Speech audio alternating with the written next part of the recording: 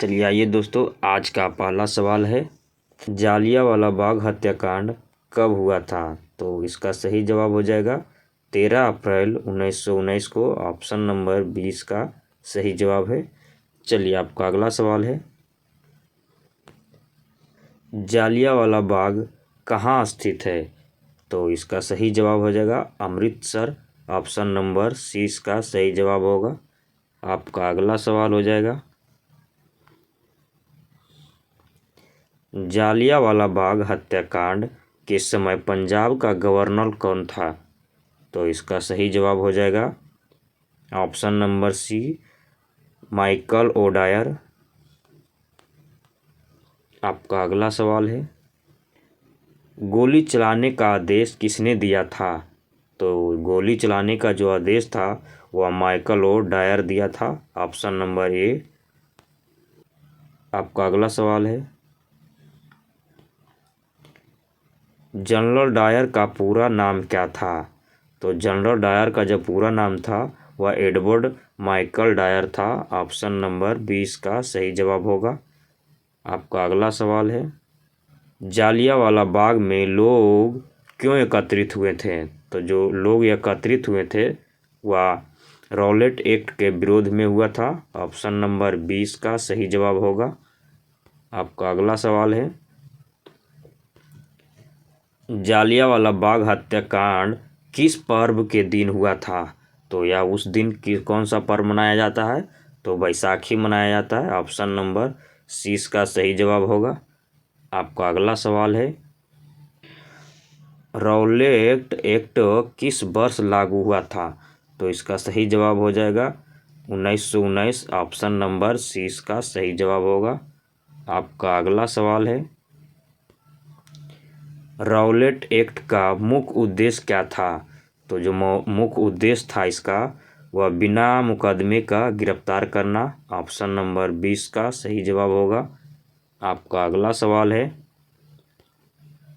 जालियांवाला बाग में कितने प्रवेश द्वार थे?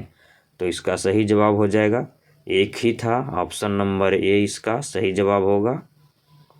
आपका अगला सवाल है, सरकारी रिपोर्ट के अनुसार कितने लोग मारे गए थे? तो जो सरकारी रिपोर्ट के अनुसार था वह 379 लोग मारे गए थे। ऑप्शन नंबर 20 का सही जवाब होगा।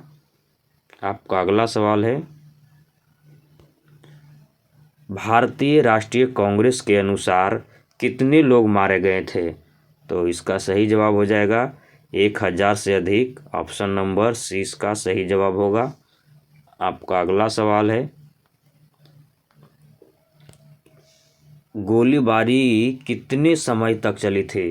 तो जो जालियांवाला बाग हत्याकांड में जो गोली चली थी वह लगभग 10 मिनट के चला था। ऑप्शन नंबर सी इसका सही जवाब होगा। आपका अगला सवाल है, गोलीबारी में कितने गोलियां चलाई गई थी?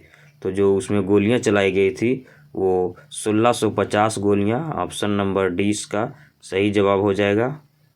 आपका अगला सवाल है, घटना के समय भीड़ में कौन शामिल था? तो जो घटना हुआ था उसमें से सभी लोग शामिल थे, बच्चे भी थे, महिला भी थे और पुरुष भी थे। ऑप्शन नंबर डी इसका सही जवाब होगा। आपका अगला सवाल है, जालियांवाला बाग हत्याकांड की जांच किस आयोग ने किया था? तो किस आयोग ने किया था? तो इसका सही जवाब हो जाएगा ऑप्शन नंबर बी, हंटर आयोग। आपका अगला सवाल है, हंटर आयोग की स्थापना किसने की थी? तो इसका सही जवाब हो जाएगा ब्रिटिश सरकार। ऑप्शन नंबर ए इसका सही जवाब होगा। आपका अगला सवाल है, गांधी जी ने इस घटना के बाद कौन सा आंदोलन शुरू किया था? तो गांधी जी ने असहयोग आंदोलन शुरू किया था। ऑप्शन नंबर 20 का सही जवाब होगा।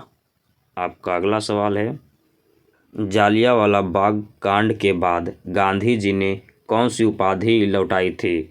तो इसका सही जवाब हो जाएगा कैसर ए हिंद की उपाधि। ऑप्शन नंबर सी इसका सही जवाब होगा। आपका अगला सवाल है, जनरल डायर को क्या सज़ा मिली थी? तो जनरल डायर को जो सज़ा मिली थी वह पद से हटा दिया गया था। ऑप्शन नंबर सी इसका सही जवाब होगा। आपका अगला सवाल है, किस ब्रिटिश नेता ने डायर को आलोचना की थी? तो डायर की आलोचना जो की थी वह चर्चिल था। ऑप्शन नंबर ए इसका सही जवाब होगा। आपका अगला सवाल है, जालियांवाला बाग को राष्ट्रीय स्मारक कब घोषित किया गया था? तो यह घोषित किया गया था 1951 में। ऑप्शन नंबर 20 का सही जवाब होगा। आपका अगला सवाल है, जालियांवाला बाग स्मारक का उद्घाटन किसने किया था? तो जो उसका उद्घाटन किया था वह डॉक्टर राजेंद्र प्रसाद ने किया था। ऑप्शन नंबर सी इसका सही जवाब होगा। आपका अगला सवाल है, जालियांवाला बाग कांड ने किस आंदोलन की गति दी थी? तो यह जो आंदोलन की गति दिया था वह असहयोग आंदोलन। ऑप्शन नंबर 20 का सही जवाब होगा।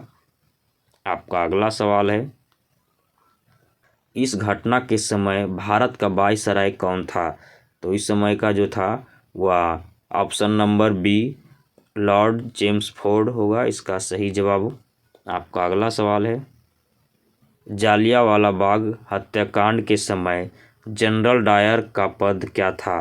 तो इसका सही जवाब हो जाएगा ब्रिगेडियर जनरल। ऑप्शन नंबर 20 का सही जवाब होगा। आपका अगला सवाल है, जालियांवाला बाग कांड किस वर्ष स्वतंत्रता संग्राम का मोड़ लिया था? तो यह जो मोड़ लिया था 1919 को। ऑप्शन नंबर सी इसका सही जवाब होगा। आपका अगला सवाल है, गोलीबारी के बाद जनरल डायर ने क्या किया?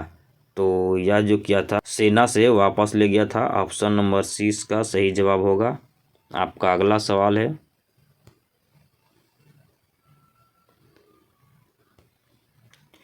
जालियांवाला बाग हत्याकांड का सबसे बड़ा प्रभाव क्या था? तो सबसे जो बड़ा प्रभाव था स्वतंत्रता संघर्ष तेज हुआ था। ऑप्शन नंबर सी इसका सही जवाब हो जाएगा। आपका अगला सवाल है, किस भारतीय नेता ने हंटर आयोग के सामने गवाही दी थी? तो इसका सही जवाब हो जाएगा मदन मोहन मालवीय। ऑप्शन नंबर 20 का सही जवाब होगा। आपका अगला सवाल है, जालियांवाला बाग हत्याकांड से पहले किसे गिरफ्तार किया गया था? सैफुद्दीन किचलू और सत्यपाल का। ऑप्शन नंबर 20 का सही जवाब होगा। आपका अगला सवाल है, जालियांवाला बाग हत्याकांड किस कानून के विरोध में हुआ था? तो आपका सही जवाब हो जाएगा रॉलेट एक्ट। ऑप्शन नंबर 20 का सही जवाब होगा। आपका अगला सवाल है, जालियांवाला बाग में कुएं क्यों प्रसिद्ध है? तो जो कुआं का वहाँ प्रसिद्ध है क्योंकि वहाँ लोग कुएं में कूद गए थे। ऑप्शन नंबर 20 का सही जवाब हो जाएगा। आपका अगला सवाल है, इस घटना ने किस विचार को समाप्त कर दिया था? तो यह जो घटना हुआ था वह ब्रिटिश न्याय को समाप्त कर दिया गया था। ऑप्शन नंबर 20 का सही जवाब होगा। आपका अगला सवाल है, जालियांवाला बाग हत्याकांड का वर्णन किस पुस्तक में मिलता है? तो इसका सही जवाब हो जाएगा unhappy India. Option number C इसका सही जवाब हो जाएगा। आपका अगला सवाल है,